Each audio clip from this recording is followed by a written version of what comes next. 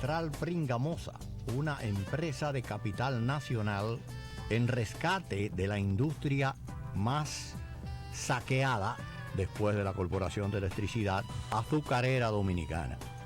Ese Central ha venido a tomar los estandartes, a recogerlos para de nuevo ponerlos al servicio de la nación dominicana.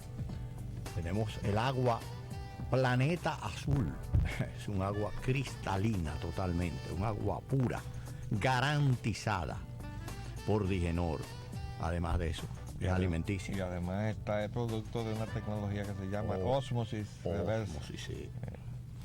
Bien, vamos a continuar entonces con las lecturas y comentarios de nuestros temas de la agenda de hoy. Perdón, no, vamos a terminar de redondear el asunto. Sí. Correcto. Miren, el presidente Mejía, entonces, obviamente ante una situación que se quiso silenciar aquí, porque recuerden que se dio la información en la prensa de que se estaban perdiendo miles de empleos, sobre todo en la zona del norte, Santiago de los Caballeros. Y entonces, al día siguiente ya se estaba negando que eso fuera así. No, eso no es verdad.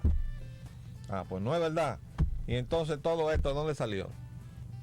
Es que la verdad no se puede ocultar. Usted no lo puede tapar con un dedo. Ni el sol se puede tapar con un dedo.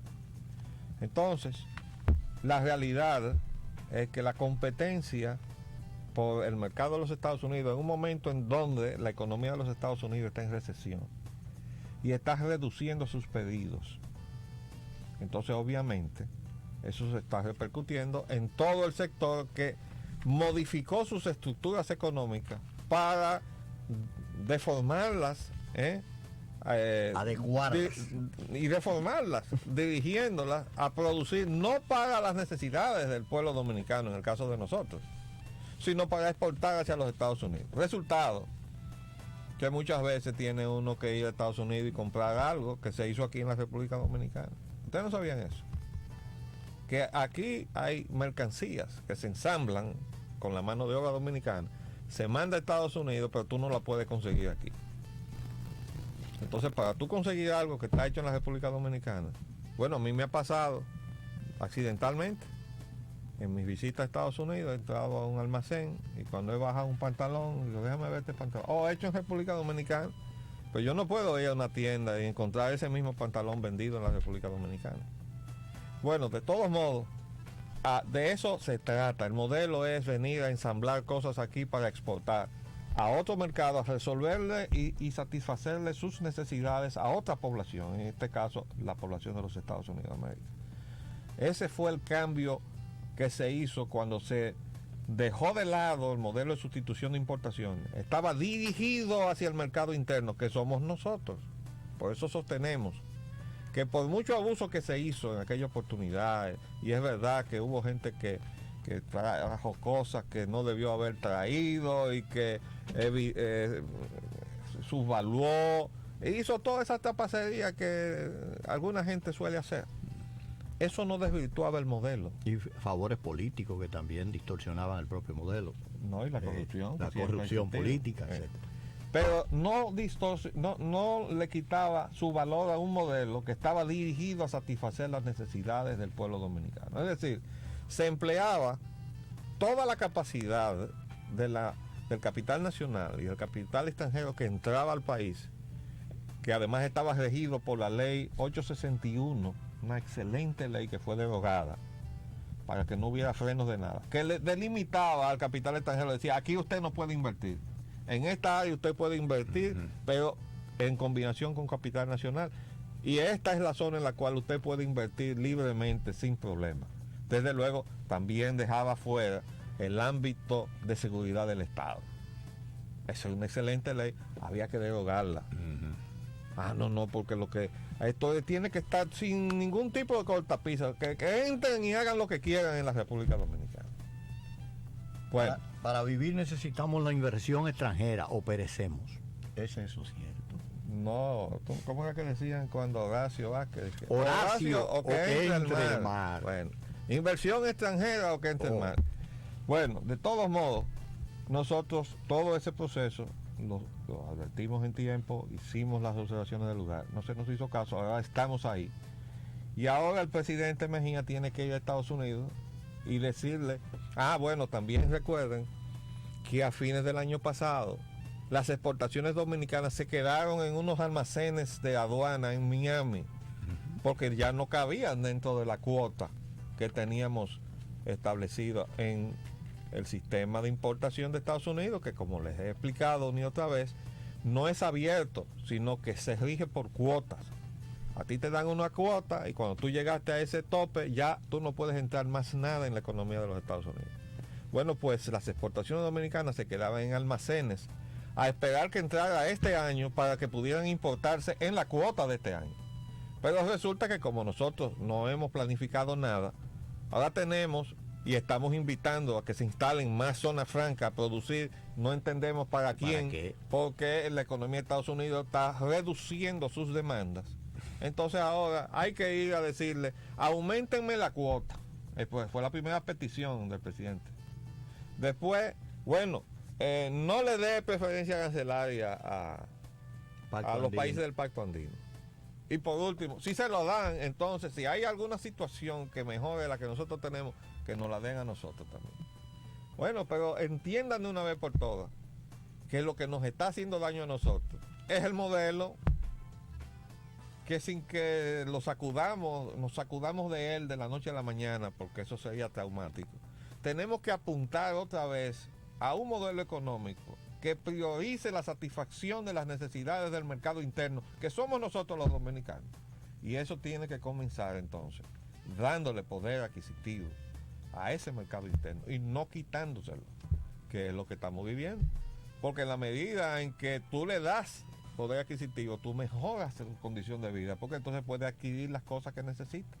Cuando tú se lo quitas, tú empobreces a ese pueblo o a esas familias, que es lo que estamos viviendo. Entonces, que estemos claros que lo que hay que hacer es devolvernos. Lo mismo que le dijimos al presidente Mejía con el problema del gas licuado de petróleo. ¿Ustedes recuerdan? Que se armaron un lío, que tuvieron que ofrecer 100,000 pesos a quienes le dieran una fórmula. Y yo le dije, es muy sencillo, presidente, ahórrese los 100,000 pesos. Vuelva atrás. Ponga otra vez el subsidio y póngalo otra vez a 6 pesos. Lo hicieron no en 6 pesos, sino en 8 pesos. Ahora lo quitaron hace poco y lo llevaron a 10. Siguen demostrándolo. Entonces, yo quiero reflexionarle al amigo presidente y a su equipo. Señores, la única solución es volver atrás. Hay que cambiar la política. Y tenemos que volver a valorar lo nuestro. Comenzando por la gente, que además es un compromiso de campaña del PRD. Primero la gente, ¿o no es así? Bueno, ese era el eslogan que todo el mundo había oído durante esa campaña. Bien, continuamos entonces con el tema que abarca todo lo que se relaciona y concierne a la ecología, que dice el periódico hoy en el titular del viernes 23. Jefe del ejército dice, talan más árboles que lo permitido. Se refiere él a que la Secretaría de Estado de Medio Ambiente le había observado al ejército que ellos no estaban para... No, es que ellos tienen una operación que llaman Trueno Verde y entonces sí, decía la Secretaría de Medio Ambiente que esa operación Trueno Verde estaba violando la ley. Y entonces la respuesta que le está dando aquí la Secretaría de Fuerzas Armadas y el jefe del ejército es que con los permisos que da la Secretaría de Medio Ambiente, a eso mismo, los favorecidos realmente por falta, obviamente por falta de controles, excedían lo que se les había autorizado. Yo quiero decirles lo siguiente, yo me voy del lado del jefe del ejército. Yo también. ¿Usted sabe por qué? Pero recuerden la noticia que hace unas semanas atrás de unas patanas de carbón que venían para acá, para la capital del sur, patanas. Y uno se pregunta, pero bueno, y eso no lo están viendo las autoridades. Claro, esas patanas con carbón que venían desde luego a los centros de consumo, que son las zonas urbanas, es el resultado de la eliminación del subsidio al gas licuado de petróleo, pero eso también se lo advertimos al gobierno. No juegue con eso, que vamos a volver atrás al periodo del año 1983, cuando hicimos aquella encuesta, que se la trajimos a ustedes, que el 66% de los hogares dominicanos cocinaban con leña y carbón en aquella época. Y eso se logró revertir a base de que del subsidio a GLP. Entonces, nosotros tenemos que subsidiar a GLP. Esa es sencillamente la respuesta. No, y que la Secretaría de Medio Ambiente no cuenta con la infraestructura humana para fiscalizar todo el territorio nacional en lo que concierne a ese aspecto. Y el ejército es que ha tenido siempre... No, y no queremos decir que no haya que, responsabilidad, claro, al contrario, debe en la haber Secretaría. una La Secretaría de Medio Ambiente ha sido responsable, que en ciertos casos, ya lo dijimos con relación a la terminal que querían poner de combustible ahí en Luperón, y ahora más recientemente con la planta que querían poner en la bahía de Maimón. Sí. O sea, ha tenido actitudes responsables, pero en el caso de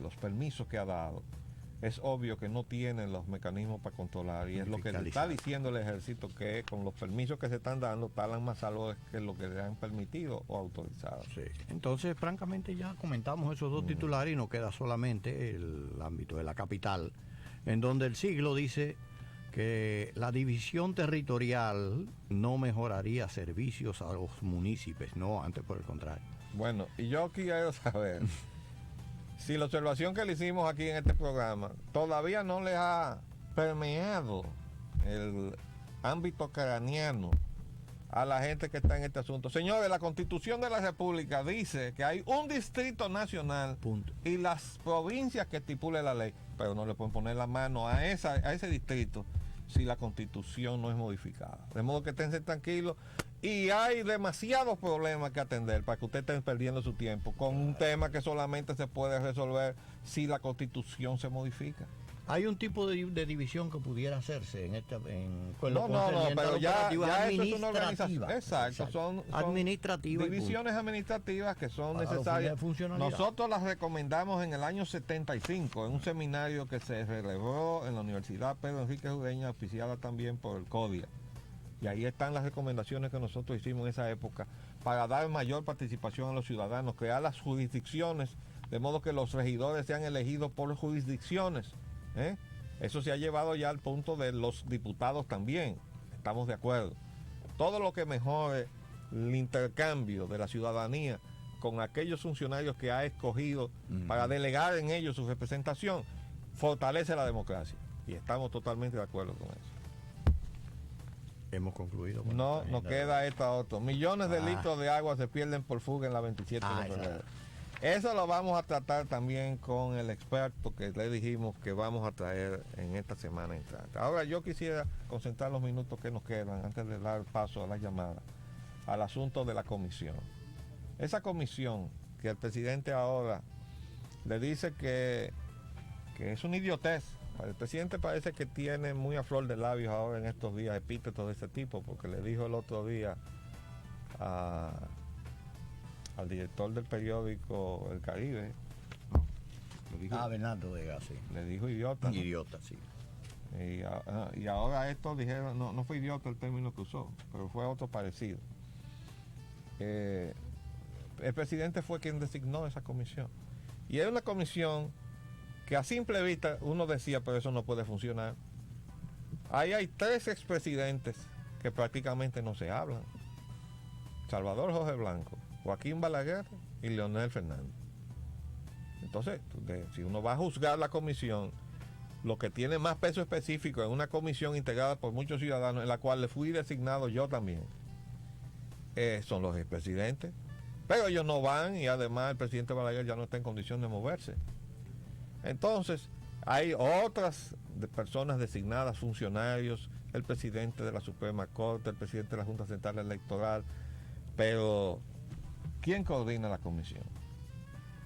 El rector de la Madre Maestra, que es al mismo tiempo la entidad a través de la cual la Agencia Internacional de Desarrollo financia con el programa de Iniciativas Democráticas una serie de ONGs, organizaciones no gubernamentales, beneficiarias del uso de esos recursos, asignándose desde luego ellos mismos, los representantes de esas ONG. Y todos están sentados ahí batiendo el cobre con cómo modificar nuestra constitución. Y es ese grupo el que está pidiendo que quieren un espacio también los agentes extranjeros, pues esa gente son agentes extranjeros. Están diciendo, no, nosotros queremos 50%. Quien les habla ha dicho, yo voy a lanzar mi candidatura. como independiente. Y el pueblo, si me quiere votar, es decir, votar por mí, lo hará. Y si no, no. Yo no estoy pidiendo que me pongan en una cuota de ninguna parte. Yo voy a probar a ver si es verdad que lo que nosotros le hemos estado defendiendo en sus intereses al pueblo dominicano tiene o no tiene respaldo. Si no tiene respaldo, ahí se quedó. Si tiene respaldo, nos darán los votos que necesitamos para ir a ese Congreso. Pero así es que tiene que ser. No puede ser y que no, entonces tiene que darle una cuota, pues la cuota es para los agentes extranjeros. Del otro lado están entonces las huestes partidarias, es decir, los que están tratando de pescar o para quedarse 2 años o para hacer un canje y negociar con el presidente y todas esas cosas que han estado saliendo. Entonces sencillamente el país está atrapado entre la conjura del Congreso Nacional y la conjura de los agentes extranjeros. Solución, no ponerle la mano a la Constitución. Y la iglesia, que fue la que motivó en cierta forma todo esto cuando dijo que había que eliminar esa votación intermedia, porque esa votación intermedia era una especie de carga insoportable. Le queremos decir con mucho respeto al cardenal López Rodríguez que es todo lo contrario y que esa votación intermedia es absolutamente necesaria para el desarrollo de la democracia dominicana, porque le da la oportunidad al pueblo dominicano a mitad de término de decirle al gobierno que sea si va bien o si va mal. Con el gobierno anterior le dijo usted va mal y la votación de elección congresional y municipal se volcó a favor del PRD. El PRD entendió mal y creyó que votaban por el PRD cuando se estaba votando contra el PLD. Ahora el voto intermedio va a ser contra el PRD. Y eso es bueno para que acaben de entender que el rumbo de este gobierno va mal. Porque ya que se lo hemos dicho nosotros y no nos hacen caso, bueno, que se lo digan los votantes, para ver si eso como preludio a lo que va a venir en el año de la elección presidencial los hace rectificar. Vamos a ver si nos cabe alguna llamada, a pesar de que tenemos poco tiempo. Por favor, la llamada, si hay llamadas en turno. Adelante. Buenos días, arquitecto. Buenos días. Y el señor Roger, ¿cómo están ustedes? Bien, gracias, bien. Mucho tiempo que no hablaba con ustedes porque se nos hacía imposible entrar a la llamada. Ah, ¿con quién hablamos? Juan José Sánchez, Sabana Perdida. Ah, ¿cómo está usted, señor Bueno, Sánchez? ahí como Dios quiere. ¿Y ustedes cómo están? Preocupado como siempre. Sí, así es, así es. Siempre al día, porque siempre estamos al día de ese programa. No lo perdemos. Muchas gracias. Sí, señor, sí, señor. Pero mire, vamos a empezar aquí. ¿Usted sabe con qué vamos a empezar lamentablemente? Que en la frontera los haitianos siguen haciendo diablura. Esta misma semana, ¿qué pasó? En Pedro Santana, en uno de los puertos, cerca del 4, cogieron y picotearon un dominicano entre su cerca, porque él tenía un conuco por ahí, lo tenía, una cuanta vaca tenía. Entonces, ese fue el que le quitaron una escopeta. Ese mismo, lo agarraron y lo picotearon, arquitecto. Eso es lamentable. Resulta que ellos iban con una tuya de perro a acorralarle la vaca, a robarle la vaca. Entonces tiene esa escopeta y él vino, cogió y le mató el perro a los haitianos. Pues de allá después vinieron ellos videos, y lo último que hicieron fue que le cortaron el pescuezo y lo picotearon pedacitos, porque él le mató el perro, porque ellos el perro se lo tenían para acorralarle la vaca, para robarle la vaca. Y él tiene esa escopeta para defenderse. Bueno, entonces, yo no he oído al programa, y se lo tiró. no he escuchado al programa de defensa de los derechos humanos hablar de los derechos humanos del dominicano que mataron. Esas son las Derechos cosas. humanos. Bueno, muchas gracias por su llamada. A ver si hay otra llamada que pueda entrar antes de que termine el tiempo. Adelante. ¿Cómo no? Buenos días. Buenos días, ¿con quién hablamos? Mi respeto para ustedes dos. Muchas gracias. Muchas gracias. Arquitecto, le habla Jesús de Sabana Perdida. Adelante, Jesús. Oiga, arquitecto, yo quiero que usted se haga eco, por favor, sobre el ministro de Finanzas, Álvarez Bogar, de que por favor nosotros los pensionados, los que estamos enfermos ya después de dar 37 años y pico trabajando, él paga cuando él quiere. Anteriormente los gobiernos cobrábamos 24, 25. Ahora nosotros que cobramos desgraciadamente por el Banco de Reserva, porque nos han dado una tarjeta para que cobremos por ahí, el banco nos dice cuándo es, porque muchas veces, la mayoría de veces dicen que los cheques no han sido acreditados para podernos pagar. Ya hoy somos un bagazo, ya no tenemos el jugo que teníamos antes.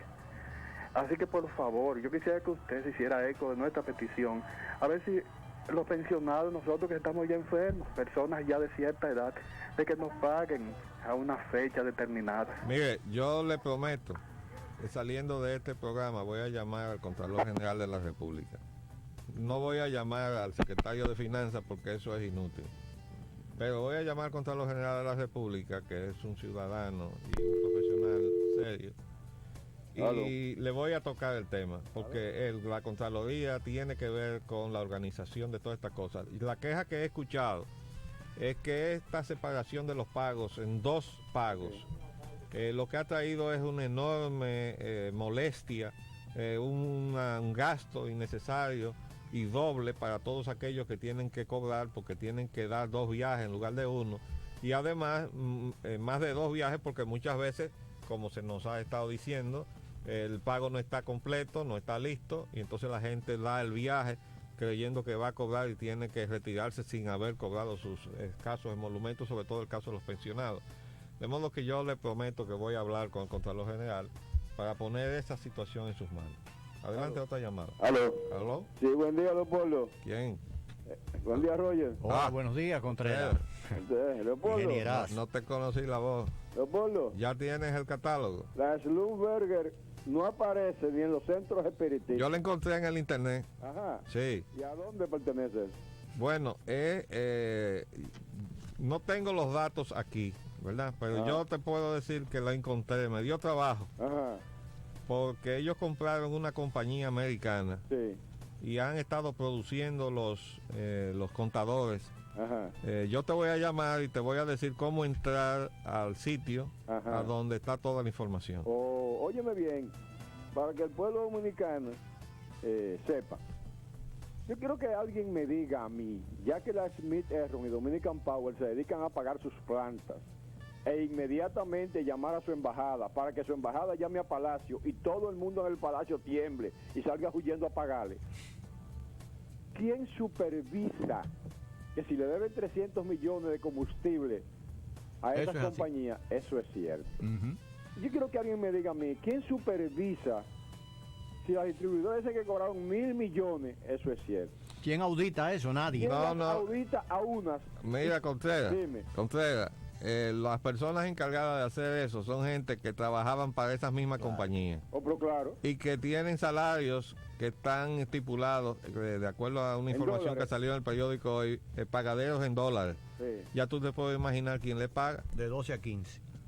De modo que esa es la situación. Te envío por teléfono los datos del sitio, porque ya se nos terminó el tiempo, de modo que ya nos despedimos para lo que queda del día de hoy para mañana. Mañana será otro día con otro programa de la Agenda Nacional. Les saludo Leopoldo Espaillat Nanita. Y Roger Ogando. Hasta mañana a la misma hora, si Dios quiere.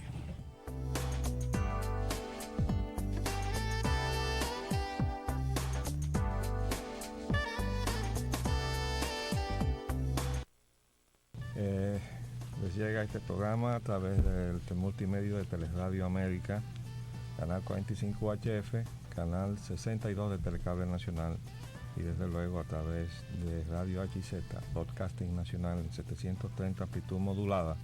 Les habla Leopoldo Espaillat Nanita y tenemos como siempre junto a nosotros nuestro colaborador y amigo, el licenciado Roger Ogando Piña. Muy buenos días, Roger. Muy buenos días, Leopoldo. Buenos días a todos ustedes, queridos multimedianos. Gracias por su paciencia.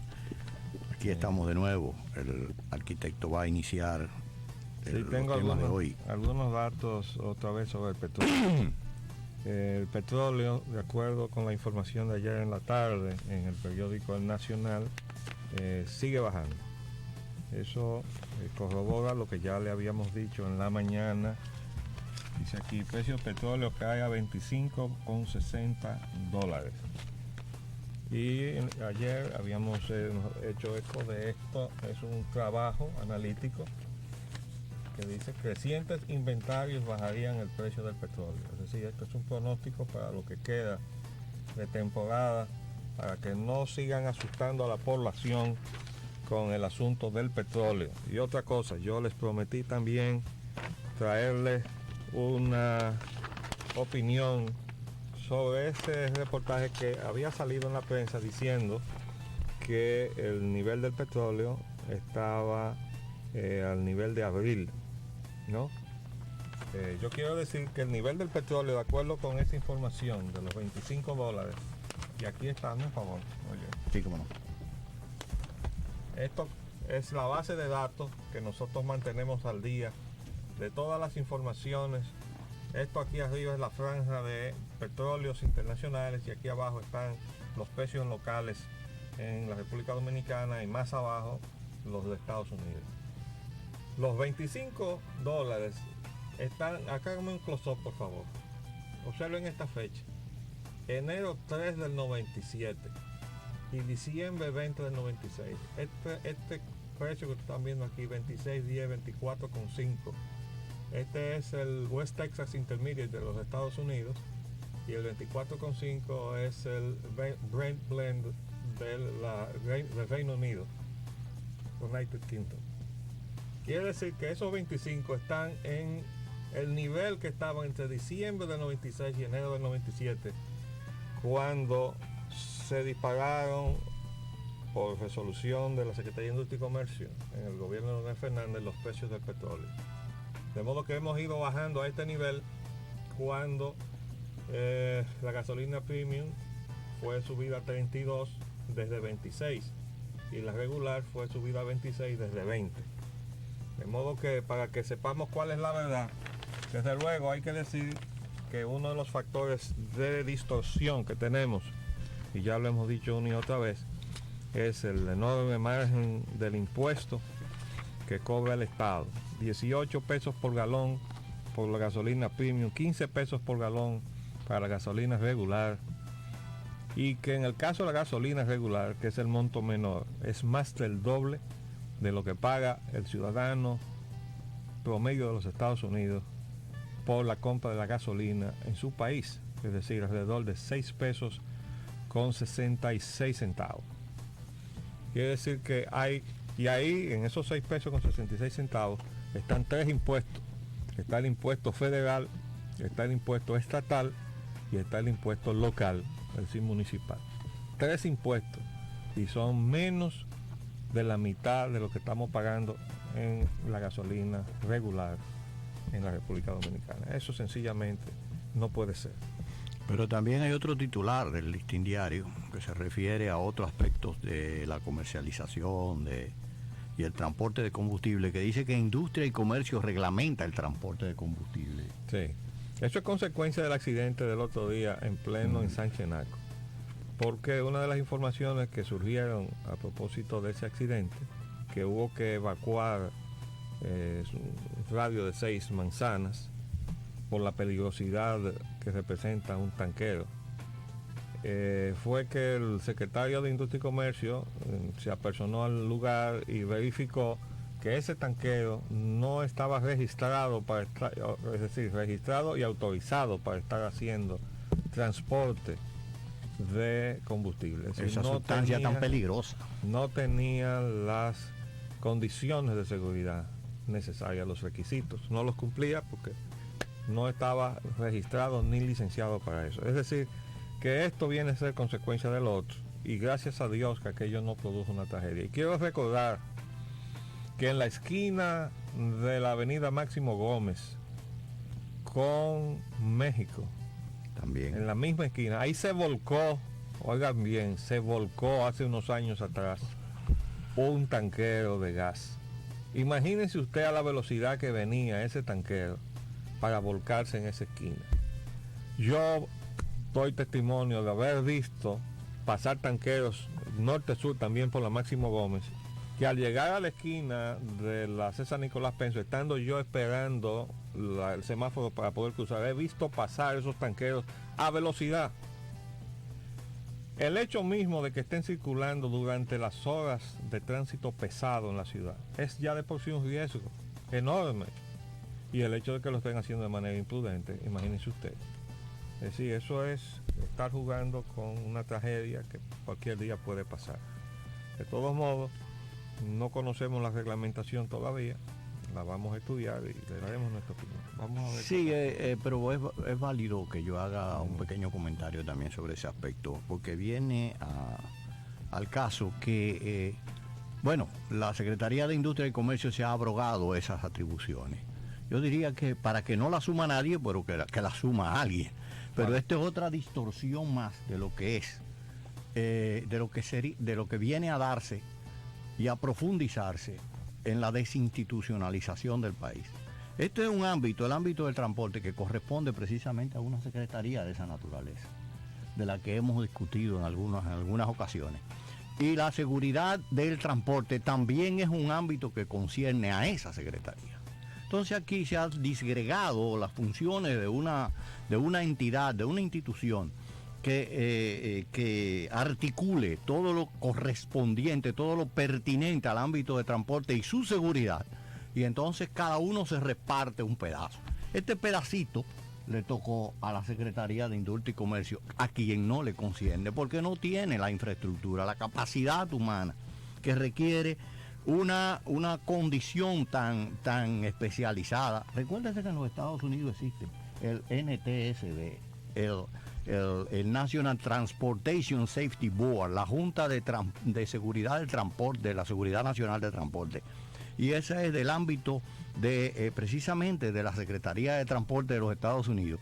Y corresponde a todos los aspectos, a todo lo concerniente al transporte. Seguridad del transporte marítimo, seguridad del transporte aéreo, donde ustedes lo han visto en muchas investigaciones de aviación, y seguridad del transporte terrestre, en el trazado de las carreteras, en la seguridad de los márgenes de las carreteras, en el ámbito a través del cual se desplazan las unidades de transporte, etcétera, etcétera. Nosotros carecemos de todas estas cosas y vienen a caernos encima todas estas Pero consecuencias. tú sabes bien que nosotros somos expertos en improvisar. Ah, sí, y sí, tú sí. mismo me comentabas la información que sale, un aviso pagado por la Secretaría de Obras Públicas, en donde le estás reclamando a la gente que está haciendo zanjas en las calles de Santo Domingo.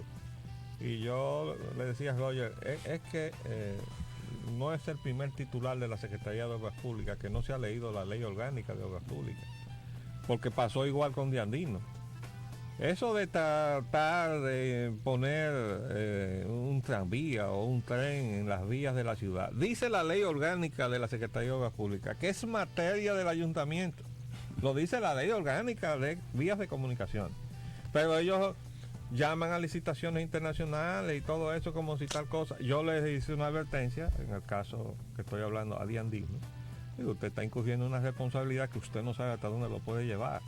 Usted está llamando a una licitación internacional para algo para lo cual usted no tiene facultad legal. Usted puede ser demandado. Y dice la ley orgánica de Secretaría de Estado que en ese caso, si usted se ha salido de las pautas de la Constitución y las leyes, usted responde personalmente, no ya a la Secretaría de Estado. Usted puede ser demandado personalmente por las acciones que haya cometido mientras fungía como titular de esa cartera. De todos modos, el actual incumbente parece que tampoco se ha leído la ley. Entonces pone un aviso en la prensa hablando sobre la rotura de las calles en toda la ciudad. El único ámbito que le corresponde al secretario de Obras Públicas son aquellas vías troncales que, pasando a través de la ciudad, interconectan las vías nacionales. Eso dice la ley de comunicación. Después del resto de las calles de la ciudad, que es verdad que la están rompiendo por todas partes, le corresponde al ayuntamiento del Distrito Nacional. Pero, como hablábamos Roger y yo ayer, esas distorsiones nacen de que cuando los presidentes salen a hacer campaña por los barrios misérrimos, que le piden que le arreglen las calles, entonces el presidente, que tampoco se sabe la ley de nada, se voltea y le dice al secretario de Obras Públicas, mañana mismo mande aquí los equipos para cargar. Y entonces el secretario de Obras Públicas obedece al presidente y se mete en algo que es facultad y responsabilidad de los respectivos ayuntamientos. La paradoja es que muchas veces en esos tours políticos, en ese caso estábamos hablando concretamente del presidente Leonel Fernández, del PLD, se estaba ejando arriba un problema que era del PRD, porque el ayuntamiento estaba en manos del PRD. Entonces uno se pregunta, bueno, esta razón de la sin razón, ¿no? O una manera de señalar alguna incompetencia del otro, en no resolver su propio problema, y ellos tenían que venir a resolver. Sí, pero eso pero el es, resultado es la distorsión. No, eso es un cuchillo doble filo, De porque doble el filo. resultado es que cuando usted le resuelve el problema a un barrio, los 250 barrios que quedan con los problemas Tienen similares, problemas. entonces le reclaman a usted Claro. y a la Secretaría de Obras Públicas. Fíjense que ninguno de los reclamos que se hacen, incluso de manera ya violenta, de que se arregle en la calle, va dirigido al ayuntamiento. Todos van dirigidos al gobierno y a la Secretaría de Obras Públicas. ¿Por qué? Porque se metieron en eso. El pueblo ha ¿Verdad? absorbido la distorsión también. Y entonces si ellos ahora se la han inculcado, Le ¿quién la va a asimilar? le están dando más de lo mismo. Ahora, en este caso ya eso es diferente porque el gobierno y el ayuntamiento se supone Sí. que responden al mismo partido, pero parece que como que las cosas no están muy armónicas ahí. De todas maneras, es válida tu preocupación, Roger, y creo que sí, que aquí está funcionando industria y comercio porque hay un problema de gas licuado de petróleo y se ha metido a incursionar en ese tema porque sencillamente no está la Secretaría de Transporte que nosotros hemos recomendado que se cree. ¿Eh? Pero eso será algún día que se arreglarán estas cosas. Mientras tanto, tenemos la Secretaría de la Mujer, tenemos la Secretaría de la Juventud, tenemos la de Cultura y ahora vamos a tener la de Educación Superior, Ciencia y Tecnología. Y cuidado sin otra más, la de ultramar. Ah, también. Pero yo Bueno. creo que debemos reclamar la Secretaría de los Envejecientes. Sí, Nosotros- porque a nosotros nos corresponde. Nosotros caemos ahí y tenemos derechos también, los envejecientes. Bien, arquitecto. Vamos a continuar entonces con los temas de nuestra agenda de hoy y los titulares de ayer tarde de la prensa y de hoy martes en la mañana. Pero concerniente al ámbito de política nacional, los titulares del periódico hoy dicen: en Consejo de Gobierno, Hipólito Mejía prohíbe a funcionarios discutir temas en público. Bien. El listín diario. ¿Quieres decir algo? Sí, porque en realidad parece como un poco fuera de, no sé ni cómo calificarlo, pero como de sentido proporcional de las cosas, que el presidente le tenga que pedir a sus funcionarios que se comporten de una determinada manera. Nosotros entendíamos que el presidente le ordenaba a sus funcionarios el comportamiento que corresponde de acuerdo con lo que está estatuido y establecido, o las pautas que el presidente decide establecer siempre que no vayan contra la ley, como es, por ejemplo, decirle a sus funcionarios: el primero que dé una declaración discordante en la prensa contra otro funcionario queda automáticamente destituido, y se acabó ahí. No tiene que discutir, ni pedirle, ni implorarle, ni justificarle. Y eso es una cosa que se ha venido extendiendo en áreas muy delicadas, y lo hemos comentado aquí, como por ejemplo el secretario de Interior y Policía y el jefe de la policía. Y uno se supone que es el jefe del otro, ¿verdad? Entonces, para no llover sobre mojado, porque ya hemos visto y hemos hablado de los encontronazos que se han dado, pues Andy Laguarre, flamante nuevo funcionario del gobierno, con el secretario de Finanzas y con otros funcionarios también del gobierno. Es decir, la prensa vive llena de situaciones contradictorias públicas de los funcionarios, pero el problema es que la fiebre no está en la sábana. Esas contradicciones que afloran públicamente, sencillamente porque esas contradicciones están dentro del seno del gobierno y no han sido dilucidadas, es decir, son contradicciones que no han sido llevadas a un plano de armonía como parte de una política para que el gobierno funcione armónicamente, como un aparato sintonizado, armónico, y no está funcionando así. Claro, como veremos más adelante en otras informaciones, el problema está que hay muchos funcionarios, me refiero a secretarios de Estado, que son candidatos, aspirantes a candidatos Acaba de hacer Diana usted. en la próxima elección presidencial. Bien, se continúa entonces en ese mismo ámbito que corresponde a la política nacional con el titular del Listín Diario que dice: Trujillo era tierno, dice su hijo Rafael. Bueno, yo consideré de lugar poner esto aquí, a pesar de que cae en un terreno Sí, que a la simple vista luce que sea una cuestión natural. Es un hijo que está hablando de su padre y lo conoció como padre. Nosotros lo conocimos como gobernante, que es la diferencia. Entonces, generalizar la figura de Trujillo como una figura tierna es sencillamente un absurdo, porque Trujillo no era tierno. Ningún tierno hubiera gobernado 32 años este país. Y hay que decir una cosa, sin justificar los procedimientos de una tiranía o una dictadura. Trujillo era parte de un contexto de dictadura en todo el continente. Primero. Y en segundo lugar, yo nunca había entendido del todo el régimen de Trujillo en el que yo nací y en el que me desarrollé y crecí, hasta que vi la película El Padrino. Si ustedes no han visto la película El Padrino, yo les recomiendo que la vean y traten de asimilar las semejanzas que hay en el comportamiento de los capos mafiosos con los políticos latinoamericanos. sobre todo el Padrino primero. No, y los otros, que se juntaron entre todos para atentar contra el Padrino mayor. Porque de eso se trata, es que así se desenvuelve la política latinoamericana. Cuando Trujillo llega al poder, desplaza una situación donde en cada región había un cacique, Dueño. y ese cacique era señor de horca y cuchillo en su zona. Porque el asunto de mandar a matar a fulano, a Perencejo, no se lo inventó Trujillo. Vamos a estar claros.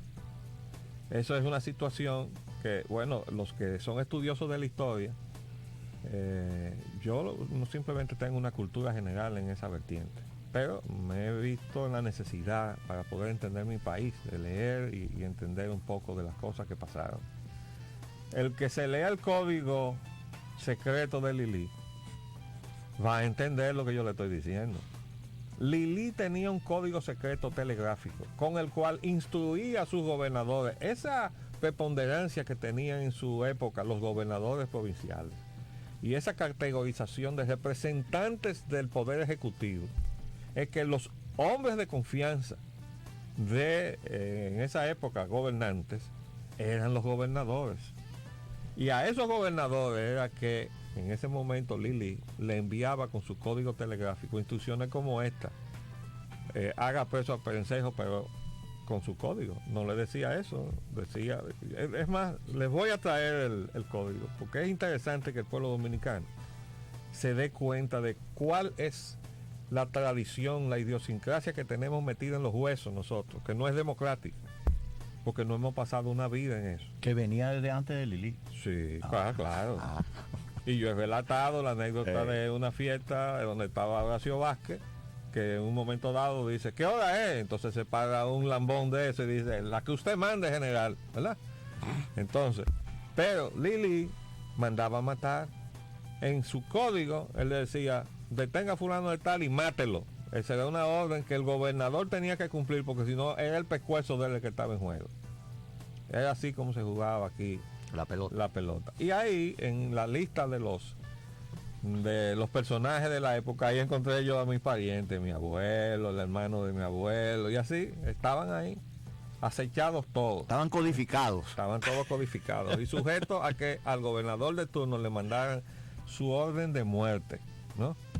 Entonces, esa es la política latinoamericana. Y además, una última recomendación a los que puedan, que se lean las obras de Luis Espota, ese gran genio de la pluma y de la novela política latinoamericana, para que vean las similitudes de nuestro país con otros países, porque él nunca estuvo aquí en República Dominicana, y sin embargo, si usted lee a Espota, usted ve no solamente comportamientos, sino hasta personajes que se parecen a los dominicanos. Lo retrata perfectamente.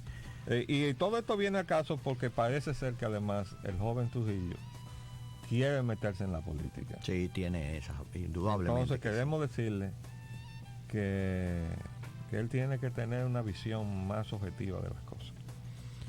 Bien, respecto a esa misma cuestión, el periódico El Siglo dice que los historiadores nacionales niegan que Trujillo dejara progreso, como dijo Joaquín Balaguer. Bueno, en realidad nosotros ayer objetamos, no la parte del progreso material, que yo creo que eso no lo puede negar nadie, además de ciertos logros desde el punto de vista institucional, el rescate de la soberanía de nuestras aduanas y todo eso, sino la parte espiritual, que fue la que dijo Balaguer, que además moral. había dejado el progreso espiritual. Y yo decía aquí que ese progreso espiritual nos venía a nosotros quizás de la reacción, porque a toda acción se opone una reacción igual y contraria. Y nosotros encontramos en los profesores de aquella época lo que no nos daba el régimen, pero el régimen nos mantenía esos profesores porque nosotros tuvimos ese privilegio. Que alguien me explique esa contradicción. Porque después que advino aquí la democracia de la República Dominicana, esa calidad de maestros o profesores no ha vuelto a aparecer en las aulas públicas dominicanas. Yo eso no lo entiendo. Es parte del fracaso de nuestra democracia. Así es.